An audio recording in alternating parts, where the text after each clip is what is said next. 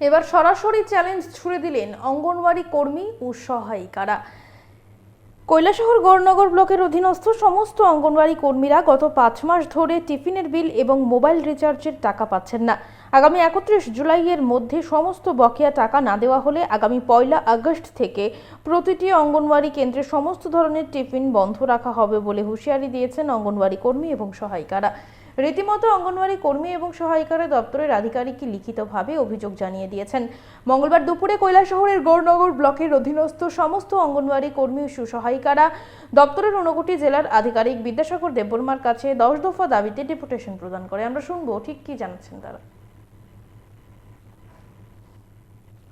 দিয়েছি আমরা আগস্টের 1 আগস্টে আমরা যদি এই সময় আমরা সবগুলি দাবি পূরণ না হয় আমরা সময় মতো কন্টিনজেন্সি বিল বা এসএমপি বিল তার টিএসআর এর বিল আমরা সময় মতো যদি আমরা পাইনি তাহলে আমরা 1 আগস্ট থেকে আমরা বন্ধ দিতে বাধ্য। আমরা এসএমপি টিএসআর যে টিফিন বাবদ যে খরচটা আমরা পেতাম সেটা আমরা বন্ধ রাখবো।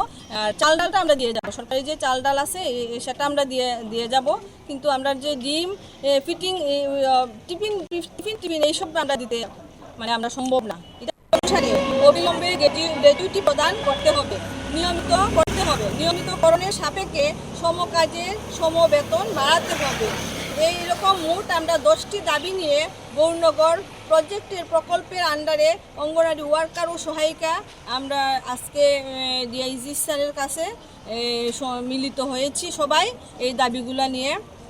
উনি আশ্বাস দিয়েছেন যতটুকু সম্ভব পারেন উনি 10 দফা দাবি আমাদের পূরণ করতে চেষ্টা করবেন। ওরা যেমন এসএমপি বিলের আজকে আমরা 5 মাস যাবত আমরা এসএমপি বিলের টাকাটা পাচ্ছি না, তার জন্য আমরা সেন্টার চালাতে খুবই অসুবিধার সম্মুখীন হতে হচ্ছে। তারপরে যেমন আমরা কন্টিনজেন্সি বিলটাও আমরা 2023 থেকে অর্থবর্ষ 26 পর্যন্ত আমরা এখনও কন্টিনজেন্সি বিলটা বকেয়া বিলটা আমরা এখনও পাইনি।